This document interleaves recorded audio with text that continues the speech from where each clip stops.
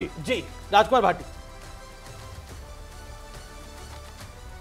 मैं तो जो आपने अभी सर्वे दिखाया उसमें मुझे तो आश्चर्य इस बात का है कि राहुल गांधी ने तो बहुत तरक्की की है, बहुत प्रोग्रेस की है। 2019 के चुनाव में जब आप दिखाते थे मोदी वर्सेज राहुल गांधी, तो राहुल को 4-5% वोट मिलते थे। अब वो 35% तक, 27, 29, 32, 33 तक जा रहे हैं। तो चुनाव आते आते तो 50% का आंकड़ा पार कर जाएंगे। इसका मतलब इससे साफ जाहिर है कि मोदी जी की लोकप्रियता घट रही है। आप मान रहे हैं और राहुल गांधी प्रमाणिक है, अच्छी पार्टियों की लोकप्रियता बढ़ रही है। चलिए जब आंकड़े थोड़े पेपर में आए तो आपको भी पोल अच्छा लगा। ये बड़ा बहुत प्रोग्रेस अच्छी की है प्रोग्रेस। अपने नेता का नहीं, राहुल गांधी का नाम। लेकिन क्योंकि राम की बात हो रही है और राहुल गांधी की बात हो रही है, भी राहुल गांधी ने एक और बयान दिया, मेरे नेता का नाम तो आप भूखे मरो, राम का नाम जय श्री राम बोलो और फिर भूखे मरो। अब इस तरह के जब बयान दे देते हैं और उस पर स्मृति ईरानी ने रिएक्ट किया, फिर अनुराग ठाकुर ने भी बयान दिया, वो पॉलिटिकली वो पॉलिटिकली चीज एक्टिवेट बीजेपी कर देती है, बीजेपी पकड़ लेती है इन सब बातों को। इसमें भी कोई दो राय नहीं है। ये तो फैक्ट। ये भाटी जी आप ये तो मानेंगे ना, बीजेपी इन चीजों को चाहे किसी भी वजह से बोली गई हो, कहां भी बोली गई हो, उनको पकड़ के उनको मुद्दा बनाती है और ये सब चीजें फिर ये भाटी जी असर डालती है। जी मैंने वही बात बोली कि जो काम बीजेपी काम की बात वैसे काम करती होगी, लेकिन अगर हम पॉलिटिक्स की बात करें तो वो काम की कम बात करती है, राम की ज्यादा बात करती है। जो आप कह रहे हैं कि भूखे मरेंगे, ये तो भारतीय संस्कृति की पुरानी कहावत है कि भूखे भजन न होई गोपाला, ये ले अपनी कंठी माला। जी जी, पहले तो पेट भरना चाहिए आदमी का, ये तो सभी लोग मानते हैं। इसमें क्या एतराज नहीं, लेकिन जिस तरीके से कही गई, जिस परिप्रेक्ष्य में कही गई, जिस तरह से उसको उठाया गया, जिस तरीके से उसको इस्तेमाल किया गया, जिस तरह से मौका दिया गया उस पर अटैक करने का, उसकी बात हो रही है। ठीक बात है। अब अमीश जी आपके शो में अमीश जी 2 बार बोल चुके कि काम पे कम ध्यान देती है बीजेपी, राम पे ज्यादा देती है। यही तो समस्या है। पॉलिटिकली शहजाद पूनावाला की पार्टी को गंभीरता से सोचना चाहिए। एक बहुत जिम्मेदार आदमी बोल रहे हैं इस बात को। मैं इस पे एक छोटा सा वाक्य कहना चाहता हूं कि पॉलिटिक्स का टेम्पलेट किस प्रकार से शिफ्ट हुआ है कि जिन पार्टियों ने नारा गढ़ा था कि मिले मुलायम कांची राम, हवा में उड़ गए जय श्री राम, आज वो कह रहे हैं कि क्या मुलायम क्या कांची राम, सब मिलके बोलो जय श्री राम। भाई श्री कृष्ण का स्वप्न किसको आया था? कौन मंदिर मंदिर घूम रहा है, हालांकि उनको पता नहीं कि चौखट पे क्या करना है, उनको पता नहीं आरती कैसे उतारनी है, कौन चंडी पाठ कर रहा है, कौन रामनवमी की छुट्टी जो है 10 साल बाद घोषित कर रहा है। तो बताइए ना, टेम्पलेट ऑफ पॉलिटिक्स भी तो बदला है ना। दूसरी बात मैं आपसे ये कह रहा हूं, आप कौन से मुद्दे पर ईमानदार हैं? आप ओबीसी का मुद्दा उठाते, अभी हमने सैनी जी को मुख्यमंत्री बनाया, आपने उसका विरोध कर दिया। हमने मोहन यादव जी को बनाया, हमने जो है विष्णु जी को बनाया जो एसटी समाज से आते हैं, आपने रेवंत रेड्डी को बनाया जो ओबीसी समाज को गाली देता है। आप वॉक द टॉक भी तो नहीं करते अपने मुद्दे पर। बताइए ना, आपके पीडीए में कौन था? जया बच्चन पीडीए थी, रंजन जी पीडीए थे। तो छोड़ दीजिए इन बातों को, हमें भी पता है कि आप कितने ईमानदार हैं। लेकिन ये एक पॉलिटिकल पॉइंट है। देखिए बीजेपी को राम काम की आप बात कर सकते हैं, लेकिन अब आप देखिए जया बच्चन को 5वीं बार राज्यसभा देके समाजवादी पार्टी को पॉलिटिकली हासिल क्या हो रहा है, सोचना तो पड़ेगा ना। आपके अपने नेताओं ने आपको बोला, इस बात को लेकर चिट्ठियां लिखी, सलीम शेरवानी से लेकर स्वामी प्रसाद मौर्य ने, और भी 3 नाम है मेरे पास, आपके राष्ट्रीय सेक्रेटरी, उन्होंने चिट्ठी लिखी और कहा कि क्या कर रही है समाजवादी पार्टी। आपके अपने लोगों ने वोट नहीं डाला। शहजाद पूनावाला ने इस शो में 3 बार बोला है कि पीडीए कहां, पीडीए हमारे 4 सदस्य राज्यसभा में हैं, उनमें एक ओबीसी है, एक दलित है, एक मुस्लिम है, अल्पसंख्यक है, एक महिला है। यही तो पीडीए है। आप समझने की कोशिश नहीं करते। हमारी लोकसभा की आप प्रत्याशियों की लिस्ट देखिए, 31 प्रत्याशी घोषित हुए हैं, उनमें 75%, 80% पीडीए के हैं। और जो अटल बिहारी वाजपेयी जी ने 1996 में नारा दिया था, राम रोटी और इंसाफ, मोदी जी राम को केवल याद रखे हुए हैं, रोटी और इंसाफ को भूल गए। ना रोटी मिल पा रही है, ना इंसाफ मिल पा रहा है। उत्तर प्रदेश में आप ही लोग बोलते हैं 80 करोड़ लोगों को राशन देना पड़ रहा है, कहना पड़ रहा है सुप्रीम।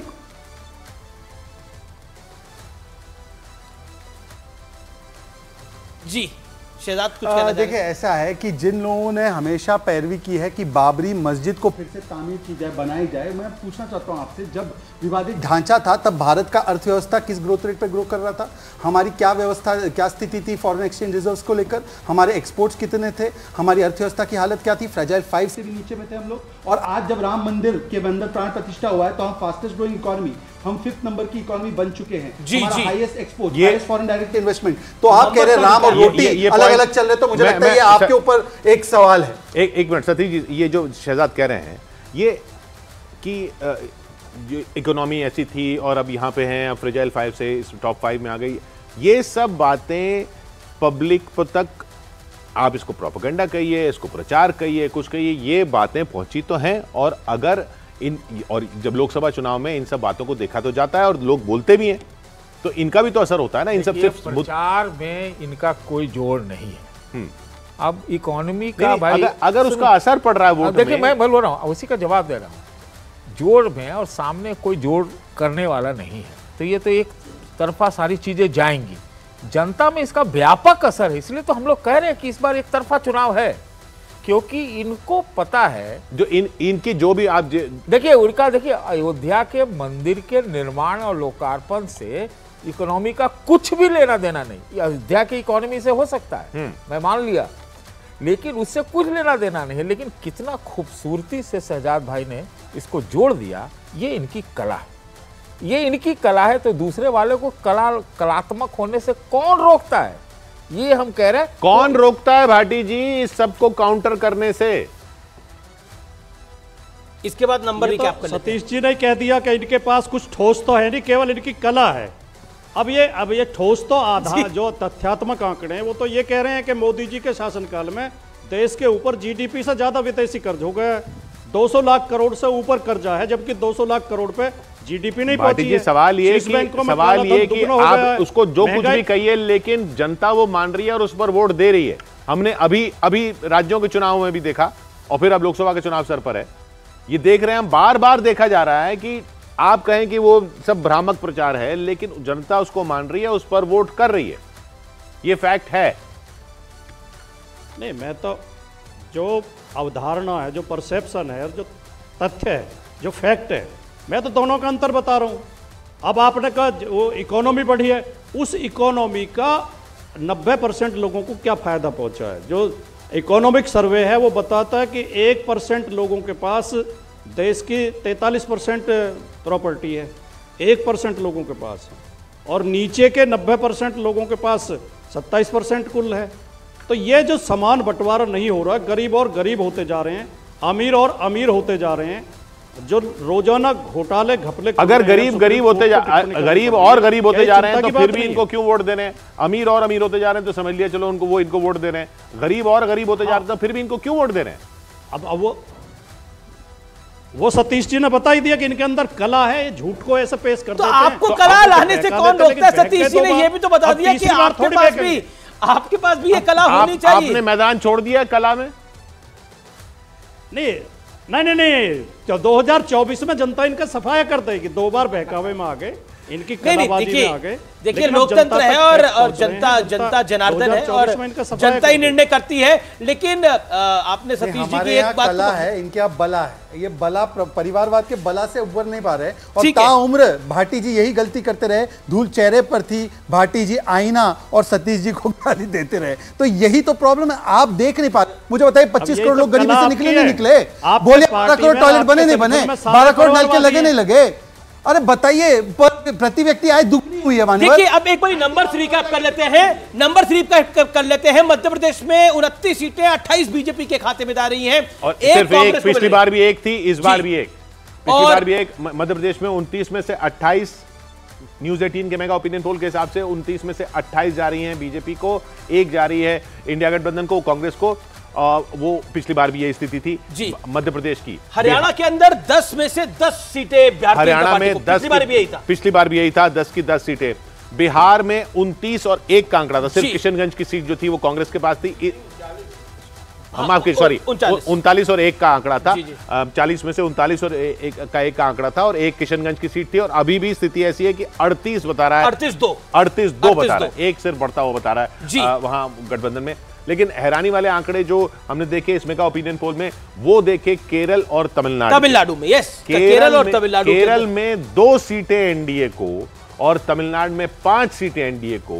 ये एक बहुत बड़ी एक गेम चेंजर सा हो जाएगा अगर वहां पे इस तरह से एंट्री कर दी। और तमिलनाडु के अंदर बीजेपी जो है वो डीएमके के बाद दूसरी बड़ी पार्टी बनने जा रही है। एआईडीएमके से आगे है बीजेपी।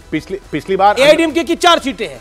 अन्ना डीएमके वोट शेयर 13% तमिलनाडु के अंदर जी। और अन्ना डीएमके पिछली बार एनडीए के साथ था। यस, और उसकी बावजूद जब साथ में था तब सिर्फ एक सीट जीती थी, वो भी अन्ना डीएमके ने। बीजेपी अकेले लड़ रही है और अभी हमारे एक्सपर्ट्स ने अकेले नहीं, मतलब दूसरी छोटी पार्टी साथ लड़ रही है, मतलब एआईडीएम के साथ नहीं है, एआईडीएम के अलग लड़ रही है। उसके बावजूद बीजेपी का ये नंबर आ रहा है। केरल में 2 सीटें आ रही हैं और राजीव चंद्रशेखर केंद्रीय मंत्री है, वहां से चुनाव वो लड़ रहे हैं। अब इसके मतलब है कि साउथ इंडिया के अंदर भारतीय जनता पार्टी अब बीजेपी साउथ इंडिया की तरफ एक फोकस कर रही है और प्रधानमंत्री मोदी खुद दक्षिण भारत में तमिलनाडु में वो कितनी बार जा चुके हैं अब। हाँ। जी बिल्कुल। कि पहले तो भारतीय जनता पार्टी कोई साउथ के लिए एलियन पार्टी नहीं, हमारे आज भी 30 सांसद वहां से आते हैं, सबसे ज्यादा सांसद हमारी है। परंतु आप देखिए, पर वो कर्नाटक ज्यादा था। देखिए केरल और तमिलनाडु में एंट्री हो रही है। कांग्रेस के लिए भी अप्लाई होता है, उनके ज्यादातर केरल से आते हैं। हाँ, नहीं, परंतु मैं गठबंधन की बात कर रहा हूँ। कर्नाटका में लीडर ऑफ ऑपोजिशन, पुदुचेरी में हमारी सरकार है, हमारी प्रेजेंस केरला में आईयूएमएल से ज्यादा है, हम तेलंगाना में ग्रोथ पार्टी है, हम लोगों की प्रेजेंस आंध्र में भी अब हो चुकी है और वहां पे मजबूत गठबंधन है। मैं पूछना चाहता हूं डीएमके की प्रेजेंस सिर्फ तमिलनाडु में और कहां है? और उसके अलावा मैं आपको एक और बात बताता हूं, सुनिए, हम ये कह रहे हैं कि लोकसभा में अगर सीटों के जरिए एंट्री होती है, देखिए वोट है पहले भी मिला, सीटों के जरिए एंट्री होती है। इसके पीछे कारण ट्रांसफर हो रहा है तमिलनाडु और केरल के कारण बता रहा हूं। मैं 10 सेकंड केवल कारण जी 10 सेकंड। देखिए, चाहे वो थिरुवल्लुवर की बात यूनाइटेड नेशंस में करनी हो, चाहे सेंगोर को स्थान देना हो, या चाहे जिस प्रकार से तमिल के लोगों के लिए हमने या तमिल संस्कृति को आगे बढ़ाने के लिए काम किया है, या जैसे अन्नामलाई जैसा नेता एक नया टेम्पलेट दे रहा है। दिल्ली की बात कर लेते हैं, आपको इंटरेस्ट आएगा दिल्ली के अंदर। दिल्ली में एक बार फिर 7-0 हो सकता है, यानी बीजेपी क्लियर। यानी अब देखिए, अब ये 242 का आंकड़ा आया है अभी तक, और अभी हम और बताने वाले हैं। उसमें से 242 में से 174 पर एनडीए पहुंच चुका है जी, और इंडिया गठबंधन 61 पर है, 7 अन्य हैं। उन 7 में से एक बीएसपी का क्या नंबर आपको आता हुआ दिखता है किशोर? बड़ा नंबर। देखिए, अभी तो पश्चिम बंगाल बाकी है, तेलंगाना बाकी है, अभी महाराष्ट्र बाकी है जी, अभी तो राजस्थान बाकी है, बड़े-बड़े राज्य बाकी हैं, और दिन बाकी अभी दिख नहीं रहा प्राइम टाइम के हिसाब से। तो ये फिर अब कल पे छोड़ते हैं। जी कल पे छोड़ते हैं, और कल शाम को हम फिर आएंगे आपके पास बड़े आंकड़ों के साथ, बड़े नंबरों के साथ। क्या इंडिया गठबंधन कोई कमाल करेगा कल, और ये देखना होगा कि क्या राहुल गांधी फैक्टर कितना चला, ये भी जानने की कोशिश। और बीजेपी क्या वाकई वो 370 पे पहुंचती है, या 272 के लिए भी लड़ना पड़ जाता है? यस, ये हो सकता है 272 के लिए बीजेपी को मशक्कत करनी पड़े। क्या होगा कल? वाकई जोरदार है। ऐसा ओपिनियन पोल जो आपने कभी नहीं देखा, वो न्यूज़ 18 आपको लगातार दिखाएगा।